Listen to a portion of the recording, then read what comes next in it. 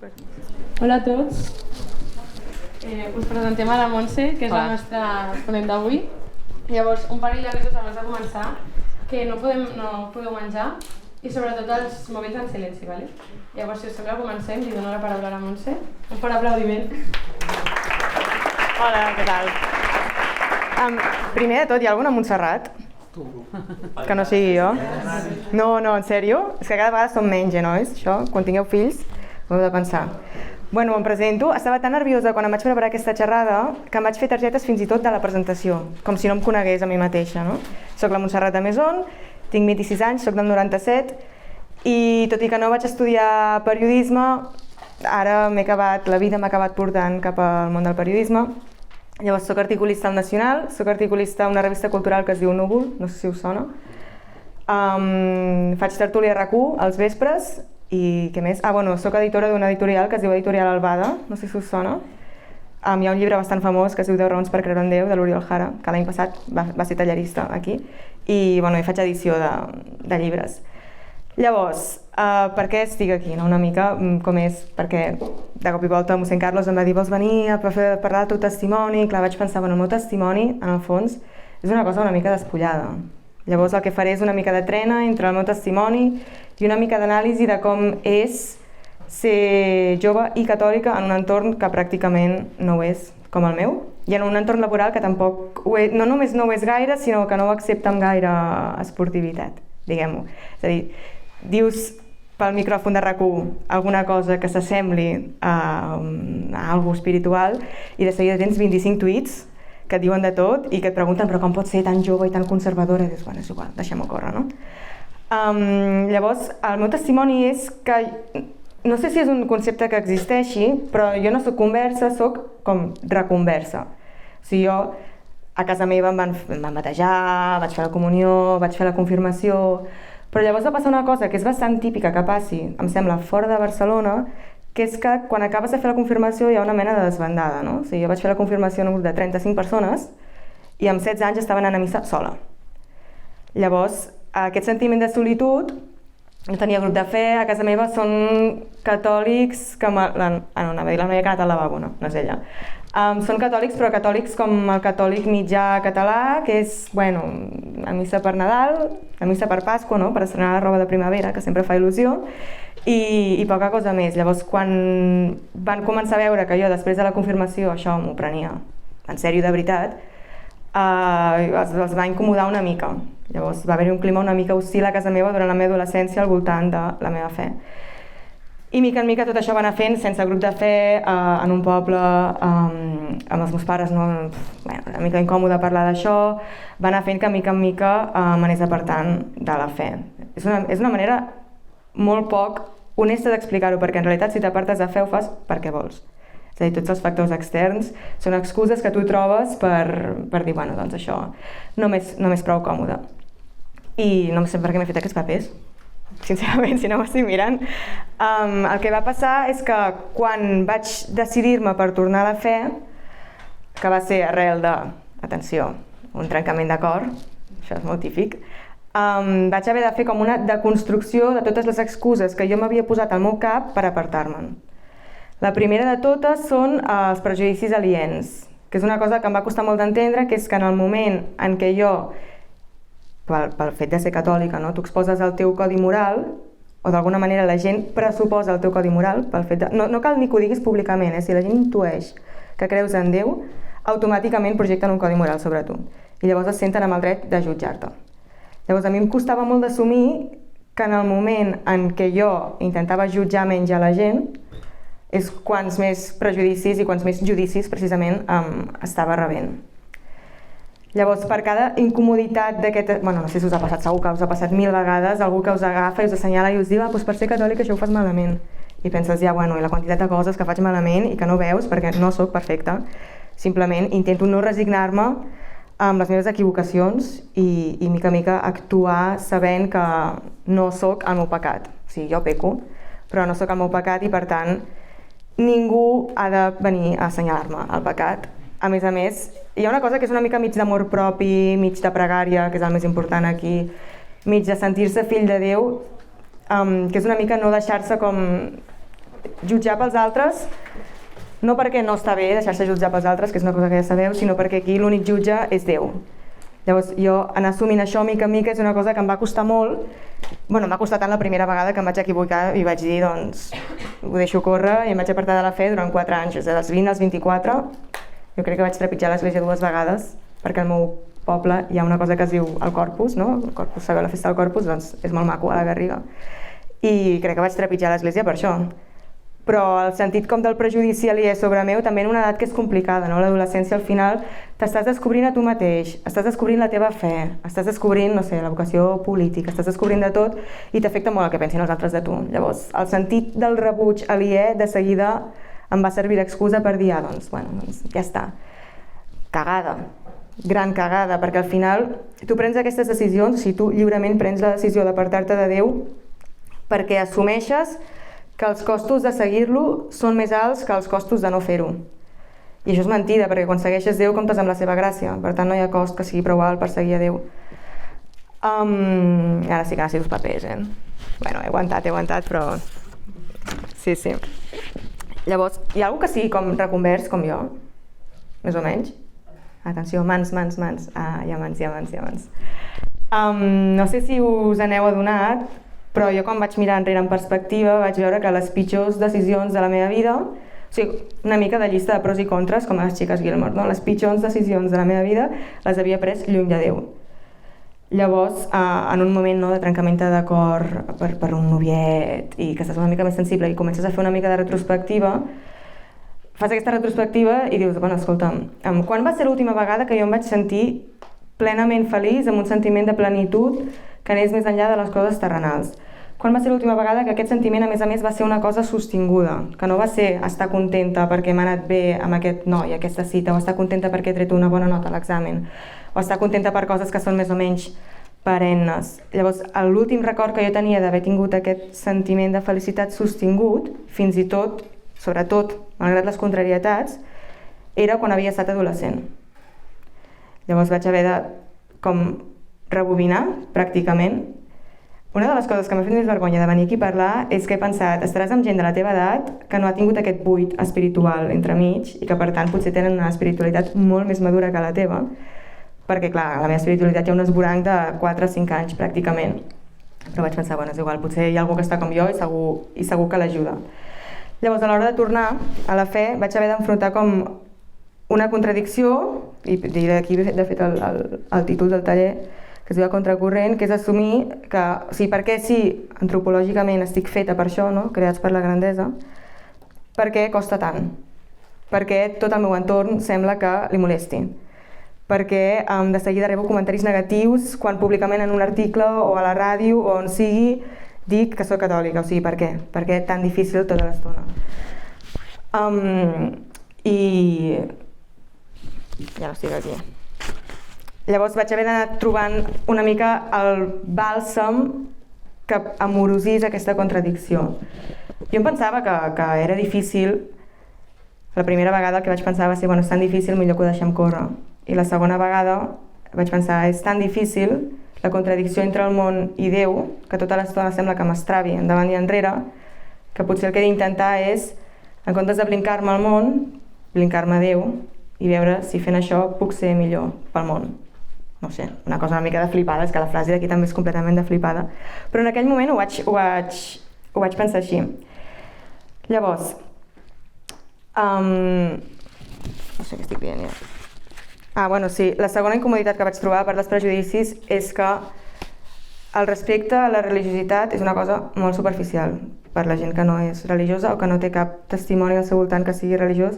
És una cosa molt superficial i que treballa al voltant d'una frase que segur que us han dit alguna vegada, que és jo respecto molt la gent que creu, jo respecto molt la fe, però no respecto l'Església. I tu et quedes allà amb una cara de tonto pensant, bueno, clar, però jo formo part de l'Església. O sigui, a mi, l'Església d'alguna manera em demana que sigui com una catòlica d'acció. Normalment, darrere aquesta frase, darrere de respecto la fe però no respecto l'Església, hi ha una por dels altres que és entendre que pel fet de tu formar part de l'Església, la teva fe no és una cosa inconcreta. La teva fe, llavors, ja carrega uns compromisos.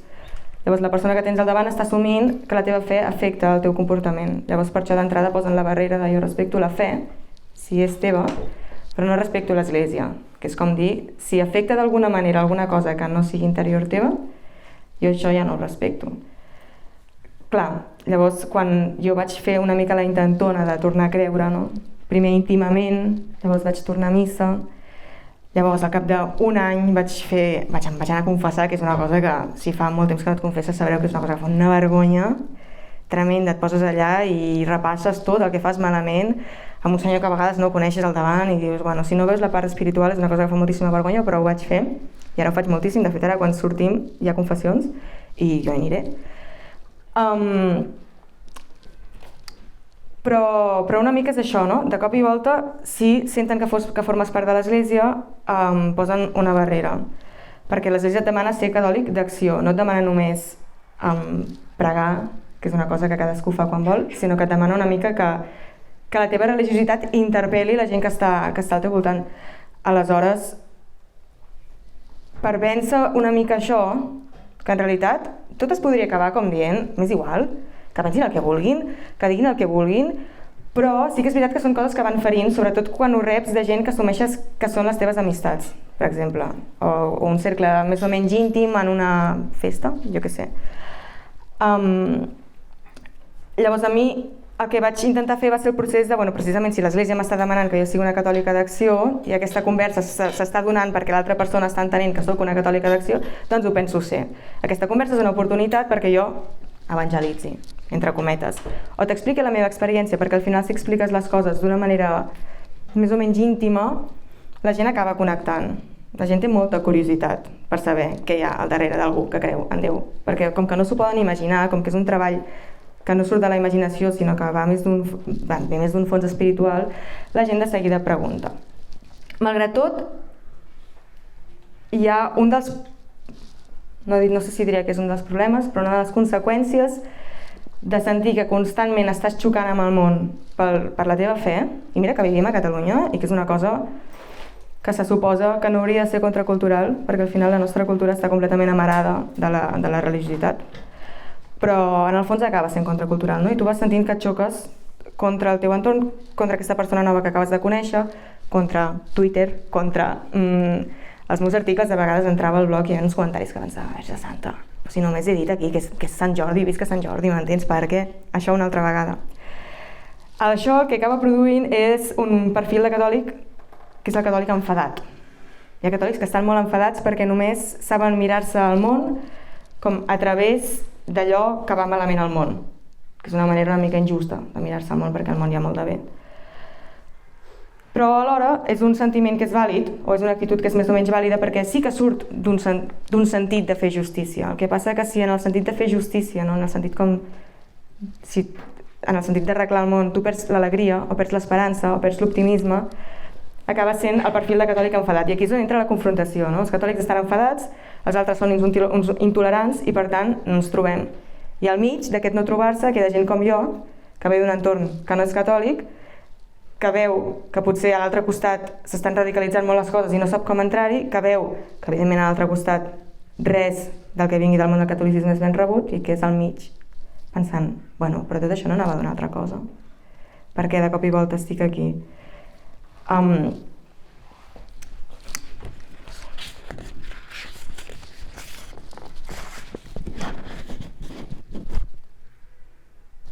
Quan pensava aquesta xerrada, també vaig pensar que no era l'única que s'havia quedat al mig d'això, d'aquesta guerra entre dos mons.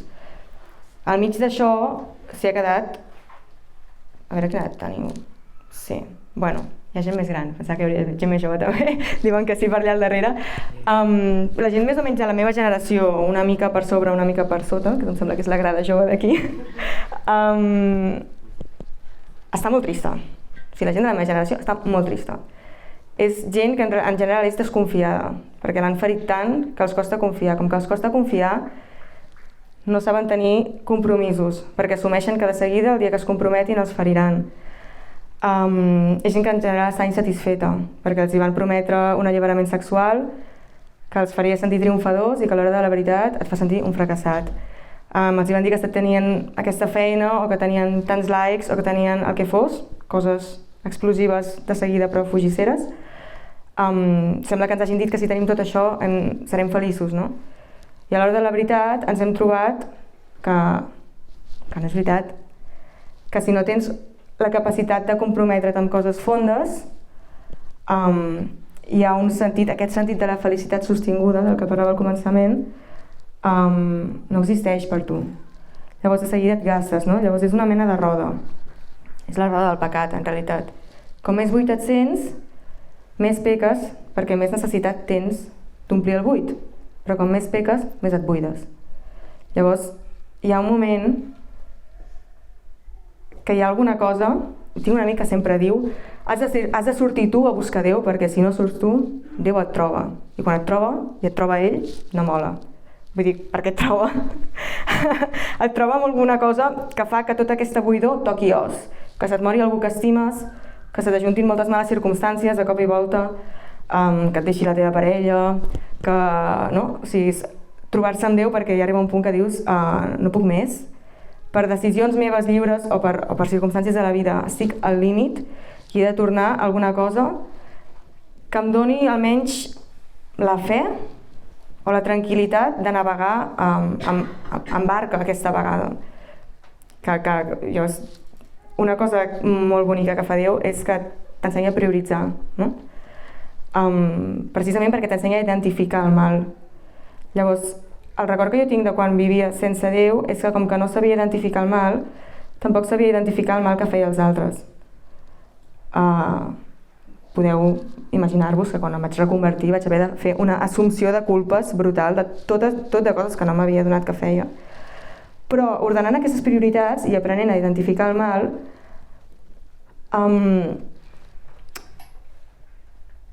et recol·loca. I en recol·locar-te aprens a posar límits, que és una cosa que jo crec que no havia après a fer. Jo pensava que estava escollint lliurement, però m'estava deixant portar. Llavors Déu ensenya a posar límits. I és la diferència d'anar a nedar quan fa mala mar i deixar-te xarbotar pel mar o anar a navegar en barca. I jo ara sento que navego en barca. Però la gent de la meva generació em sembla que que no ho estem, no sé per què, no ho estem sabent fer arribar d'aquesta manera. Llavors és gent que té molta set de coses fondes, creuen en l'horòscop, creuen, és igual, el que sigui, tu els hi poses alguna cosa davant i creuen. Però en canvi, quan sent de la paraula Déu, cop i volta la conversa hi ha gent que es posa tensa, no? Llavors, com ho fem arribar a això? A mi, una de les coses que funcionen més és parlar-ho des de l'experiència íntima. Que entenguin que ser catòlic no és una cosa que a la qual tu arribes perquè, per exemple, tinguis una connivència ideològica amb les coses que normalment són més polèmiques de l'Església, que potser també, sinó que entenguin que és una cosa íntima perquè és una trobada amb Déu, és una trobada amb Jesús. Consisteix en llegir l'Evangeli, en anar a missa, en confessar-se, en fer examen de consciència, en tenir-lo present en tot el que fas. És una cosa de cada dia, o sigui, Déu són les coses petites. La Irene Solà, la de Canto jo i la muntanya balla, sabeu qui és? Allà al fons hi ha algú que és molt fan. Té una frase molt bonica a Canto jo i la muntanya balla que diu: a l'eternitat, cosa concreta, cosa mundana, cosa petita. Doncs de vegades, quan començo explicant la meva reconversió, ho he de fer parlant del més íntim, no? Jo no estava contenta quan em despertava. No tenia ganes de sortir del llit. Em semblava que res era prou sadollant. No valorava l'amor dels meus pares, no valorava l'amor dels meus amics. Sentia que tothom em devia coses. Has de posar nom a la teva conversió perquè si no, de seguida la gent s'imagina bisbes i creus. Que a mi m'encanten els bisbes i les creus, però vull dir, no és la manera més amable, tal com està configurat el nostre entorn, per entrar. Llavors, m'he inventat tot, però bueno, ja era més o menys això. Jo vaig haver de fer com una tasca de deconstrucció, que és una paraula que ara es porta molt, no? De tot el que m'havia incomodat, tot el que jo havia fet servir d'excusa per apartar-me de Déu, per aprendre a blincar-me cap a Déu en comptes de blincar-me cap al món, encara que el món m'estravés, encara que els meus amics no fossin creients, encara que, no sé, encara que el que fos, no? O sigui, posar-lo per sobre totes les coses. Primer manament, estimaràs Déu sobre totes les coses. Com es fa això? Resant. Sí, tota aquesta escalada és per arribar aquí. Res del que fem. O sigui, al final la teologia és un joc. Tot el que jo us pugui dir aquí, a la xerrada del costat, a la xerrada del darrere i al teatre quan anem és un joc d'idees, pràcticament. Però el que és important és la pregària. La pregària és insubstituïble. Si la pregària és d'on surten totes les coses. Sigui com sigui, doncs hi ha dies que em ve molt de gust resar el rosari, hi ha dies que no, i em poso el 10 minuts con Jesús, que és una cosa que algun dia haurem de fer en català, s'ha d'haver fer en català. Sí. Em llegeixo un llibre, encomano la meva feina, quan estic escrivint un article contra el Puigdemont, doncs encomano la meva feina, dic, Senyor, que faci bé la meva feina. És una cosa personal, és una cosa íntima i és una cosa de pregària. Llavors, moltes vegades jo xocava contra el món perquè m'importaven més les coses del món que la meva pregària, que el que jo entenia que era Déu a la meva vida. Estava més centrada en els altres que en mi, però en mi d'una manera positiva, no en mi centrant-me en el mal que la gent em fa o en tot el que la gent em deu, no, en mi d'una manera de com puc ser jo millor per a aquest món amb el que xoco cada vegada. I és resant, i és tornant-se a trobar amb Déu. Realment no és una altra cosa. Llavors, fent això també ens estalviem aquest perfil de catòlic enfadat, precisament perquè aprenem a mirar-nos al món amb esperança. L'esperança és la conseqüència primera, em sembla, de sentir-se fill de Déu i de no desesperar-se, de sentir-se acompanyat. Llavors, és que em va anar molt bé això de creats per la... Això no sé per què ho he fet, és igual. Em va anar molt bé això de creats per la grandesa perquè realment em va donar l'excusa per barrejar el meu testimoni amb la meva anàlisi de com estan una mica les coses i de per què estan així. Realment, quan tu et fas la pregunta si estem creats per la grandesa perquè sembla que tot em vagi en contra, no estàs posant el focus on toca. La sentència és sembla que tot em vagi en contra, però estic creada per la grandesa. Si ho poses al final, entens que la força la tens tu amb Déu i que la resta són circumstàncies. És que a més, quan relativitzes dius, bueno, no sé, és que els primers cristians és que són gent que els van matar. I jo ara estic aquí capficada perquè vaig sola a missa o perquè avui potser he rebut un comentari que no ha sigut gaire amable o tota una pressió ambiental que en realitat quan em crec que sóc filla de Déu puc apagar com a un interruptor. I jo des que em vaig reconvertir l'he pagat. L'he pagat i m'he dit, si això és el que em fa més feliç a la vida, per què hauria de deixar que el comentari d'algú que potser s'ha despertat amb el peu esquerre m'afecti? O per què hauria de deixar que els meus pares, que m'estimen amb tot el cor, són boníssima gent, però no són del tot creients, em diguin què he de fer i què no he de fer si ja sóc gran i puc escollir lliurement? El focus és Déu, el focus no és la pressió ambiental que jo em penso que sento, perquè a més tot això són coses que cadascú porta dins el seu cap i que són molt subjectives. Hi ha un noi que diu que sí a tot el que dic. Molt bé, moltes gràcies. Llavors això, no sé si teniu un entorn molt amable, a ser creients, o si teniu un entorn poc amable, però del que heu d'estar convençuts és que sent creients milloreu el vostre entorn i això és matemàtic. Des que jo em vaig reconvertir, a la meva família hi ha més bon ambient. Des que jo em vaig reconvertir, al meu grup d'amics hi ha més bon ambient. Des que jo em vaig reconvertir, tinc una relació més... No em malinterpreteu. Tinc una relació més bona amb els homes perquè sé on he de posar els límits, sé quan m'estic aprofitant d'algú i quan no ho estic fent i sé com el puc estimar bé. Tot millora si poses Déu al centre, per tant les circumstàncies van i venen, però Déu és l'única cosa eterna i per tant és l'única cosa que ens serveix. I ja està.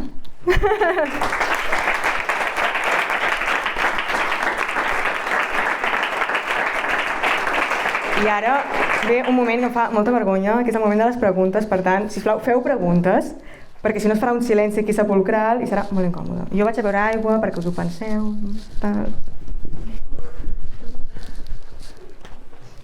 Hi ha preguntes.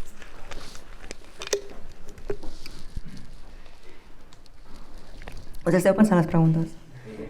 Vale. I ara torno. Que teniu preguntes? Ningú té preguntes, tio. Va, li faig jo una. Molt bé. Vols el micro? Ens el passem, si vols.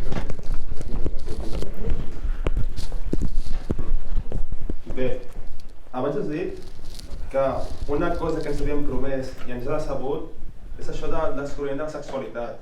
Aleshores, bé, jo faré una altra pregunta, és què n'opines sobre el fet d'empoderar?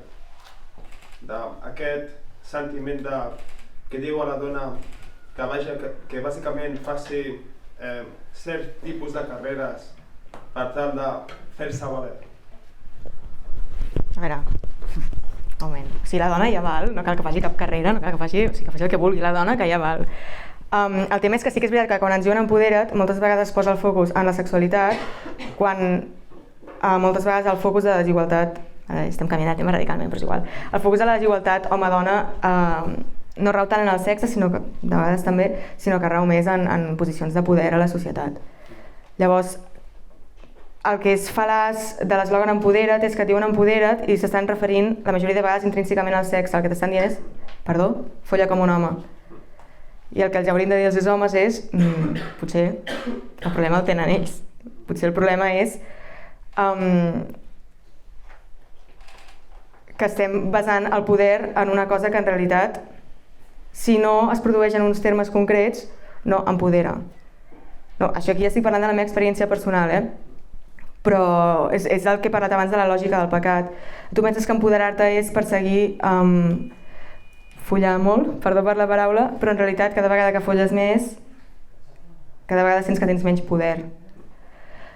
I com que sents cada vegada que tens menys poder, el que dius és, doncs ho he de fer més, no? I cada vegada ho fas més i cada vegada et buides més. Llavors hi ha un moment que has de parar aquesta roda. I costa molt de parar, perquè moltes vegades nosaltres aquí estem una mica com en una illa, però la gent fora del nostre món es valida entre ella a través de la sexualitat. O sigui, està tot tan sexualitzat que la validació que ens donem els uns als altres és a través del sexe. Llavors hi ha un moment que has de parar aquesta roda i no comença dient-li a algú les coses que fa malament, Això és una cosa que em molesta molt, com jutjant els altres per la vida sexual que tenen, no. Comença per tu, comença vigilant els comentaris que fas, comença desexualitzant la manera com admires a la gent. Comença no sé, tu mateix saps quins problemes de puresa tens amb tu mateix i comença treballant-te'ls. Vull dir que també és una mica injust tenir una mirada prejutjosa sobre la vida sexual que té la gent del nostre voltant quan segur que nosaltres tenim problemes i segur que la nostra experiència és una cosa que fa una mica de vergonya de dir, no? Parlar com de sexualitat. Però també és veritat que penso que la nostra generació està en un altre punt que el que fa 10 anys estava la resta de... O sigui, la nostra generació està menys sexualitzada que fa 10 anys, per exemple. L'altre dia mirava un programa que es diu La Turra, no sé si el coneixeu, del 3CAT, que el fa l'Alba Riera, i parlaven de sexe i deien alguna cosa com el sexe ja no està al panorama, com si les nostres generacions que van viure una adolescència molt sexualitzada cada vegada ho estiguin menys, i no és que cada vegada ho estiguin menys, les nostres generacions sexualitzen i potser sexualitzen tant com abans, però ara potser sí que cada vegada menys està vist com una cosa d'empoderar-se, com una cosa de triomfador. Jo cada vegada veig més al meu entorn que si algú fa un comentari lleig sobre la intimitat sexual d'algú, algú el para i diu això no es fa. Que és una cosa que em sembla que fa 10 anys no m'hauria pogut imaginar, perquè realment era empodera't i parla de sexe i explica'm amb qui t'has embolicat, i si t'has embolicat amb 8 tios aquesta nit, millor, perquè així riurem més. I ara és una altra cosa, potser és perquè ens hem fet grans, també. Però em sembla que mica en mica quan vas intentant reubicar la teva vida assumeixes que perquè el sexe segueixi tenint valor, que el valor del sexe no és la quantitat, està claríssim, és la qualitat, i no la qualitat en termes de gaudir, sinó la qualitat en termes de plenitud associada a aquell sexe. I no quants més millor. És una cosa que literalment destrossa ànimes. Ha quedat una mica tètric aquest final. Però bueno, m'heu entès? Oye.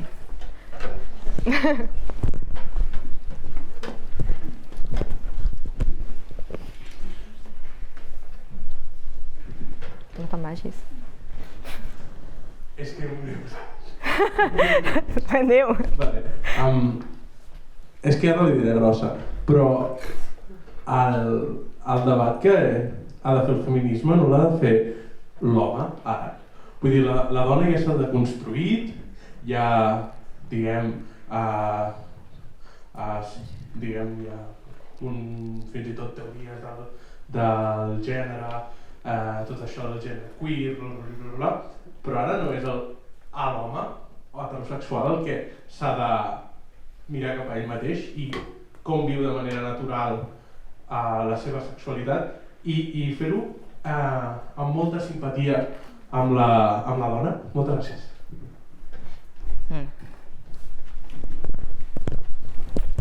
Vale. Com et dius? Lluís. Com que l'has dit grossa, jo també la dic grossa. L'únic home deconstruït és Sant Josep.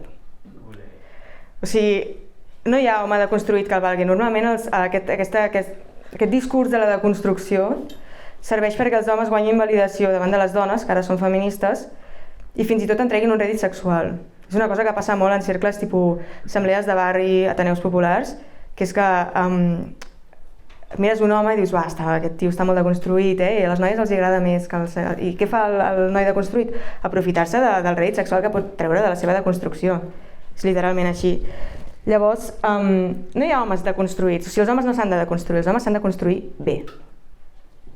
I ja està. Però és que el debat interior l'hem de fer una mica tots, perquè també és veritat que segurament el debat interior és íntim i cadascú se sap el seu. I moltes vegades no va associat al gènere. Moltes vegades no va associat al gènere, vull dir, moltes vegades les nostres ferides o la manera com ens relacionem amb el sexe ha rebut tants inputs externs que ha quedat una mica desvirtuada del nostre gènere. Llavors, és evident que tots hem de fer aquest procés, però quan es parla de construcció també és cert que moltes vegades no es parla com de la relació que hem de tenir amb la sexualitat, més enllà d'abusar d'algú o cometre agressions sexuals, que aquí sí és on entra el debat de la construcció. Sinó això, o sigui, la deconstrucció moltes vegades no és per saber entendre quina relació té un amb la sexualitat, sinó per deixar de ser un agressor o deixar de ser un masclista. Si no ets un agressor i no ets un masclista, doncs la deconstrucció ni és per tu ni va vinculada a la vida sexual que portes. En general, amb la vida sexual, com més acompassada la tinguis a la teva vida espiritual, millor. T'estalvies problemes, t'estalvies ferides, t'ho estalvies tot. Si fas les coses pausades, amb paciència i com s'han de fer, et faràs menys mal a tu, faràs menys mal als altres, i això siguis un home, siguis una dona. Per això he dit, l'home deconstruït és Sant Josep, l'home deconstruït és el senyor que està amb tu al teu costat, el senyor que és un bon pare, el senyor que es cuida de la seva família. Ara fan cursos de noves masculinitats i de ser bons pares. I penso, bueno, no sé, aneu a catequesi, llegiu l'Evangeli, veureu el que és un bon pare. Però que, o sigui, tot això ho hem vestit d'una mena de debat que a la pràctica no acaba de servir. O sigui, a la pràctica el que serveix és tornar una mica als orígens i mirar-se un mateix. Tota la resta és ideologia sincerament per omplir graus de gènere a la UB.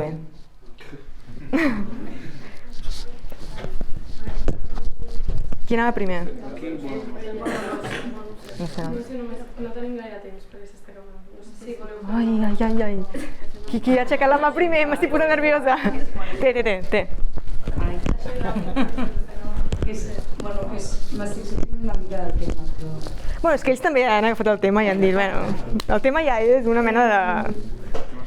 Després del teu procés de reconversió, o gràcies al teu procés de reconversió, has tingut algun amic que s'hagi... Com et dius? Belén. Sí. Una cosa molt maca que passa també quan et reconverteixes i quan ho fas de gran és que de cop i volta tens una colla. Jo tinc una colla ara. O sigui, jo em vaig reconvertir a la vegada que un noi que ara és pràcticament el meu millor amic es convertia de zero. Bueno, era jueu. I de cop i volta va passar al catolicisme. I jo això ho vaig viure amb ell. I ara tenim una amistat que és pràcticament indestriable perquè compartim el que és més important a la nostra vida. No? Però llavors també som església i et vas trobant gent pel camí i si et mous una mica, potser d'aquí un any ens tornarem a trobar aquí i haurem quedat per fer birres amb alguns perquè ens haurem caigut bé ara aquí fora i al final si et mous una mica, si no et quedes a casa, entens el valor de la comunitat. I jo he trobat una comunitat. Tinc grups de WhatsApp de parròquies amb gent amb qui vaig a missa a cada parròquia, que és una cosa que fa si li haguessin dit això a la Montse de 16 anys, que això era possible i que podia passar, potser no s'hauria deixat com es va deixar. Però no ho sabia, i són coses que passen. I de vegades penses que esculls lliurement i en realitat no entens què és la llibertat. I llavors no estàs escollint lliurement. Però sí, m'he trobat... De fet, hi ha un amic que vaig conèixer aquí l'any passat en una xerrada d'aquestes i que encara ens veiem i que encara som amics. Vull dir, al final, si et mous una mica... La comunitat és una cosa molt important, però és una crossa. La relació personal amb Déu és la relació personal amb Déu. Hi ha molta gent que només prega en comunitat i jo penso que això és un error també, perquè llavors no saps com pregar fora de la comunitat. Però bueno, sí, m'ho he trobat i és fantàstic i és molt xulo poder parlar obertament de coses que si me les sentissin dir els meus amics del poble, per exemple, dirien aquesta tia està pirada.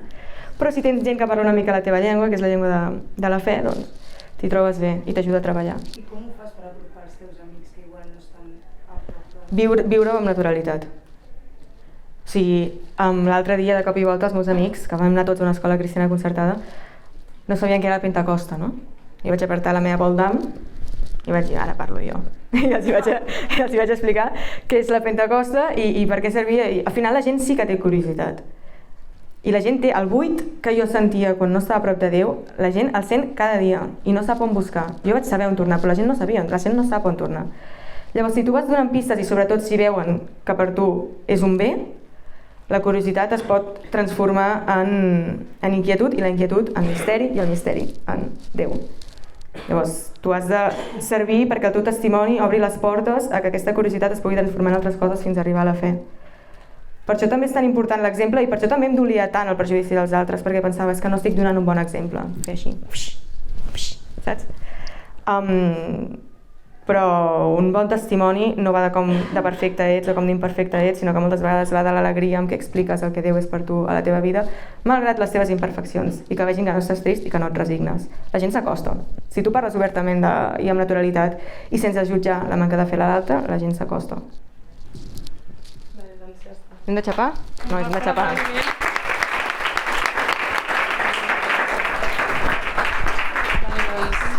Abans de marxar, com tots sabeu, espero que sapigueu, avui és el Sant de la Montse i abans de marxar li cantarem el Santo Santo, vale? Llavors, sisplau. Quina vergonya, tia. Com se t'ha acudit això? No ha sigut gran. Llavors, el cas, intentem tots alhora, vale? Sí? Com ho fem? Aquí no saben què és, Heu de donar l'entrada. Heu de donar l'entrada perquè no saben quina cançó és. Però tothom sap com és el Santo, és com el cumple però amb un sant. No? Vale, vinga. O sigui... Vale. Jo us gravaré. No! Ah, no? Vine, però que tu ets important. Ah, sí, sóc important. Vale, doncs a la de 3, tots, sisplau. Vinga. 1, 2, 3. Santo, Santo, feliz. Santo, Santo, feliz. Gràcies. Santo, Santo, feliz. No se'l sabia, Santo, Santo, feliz.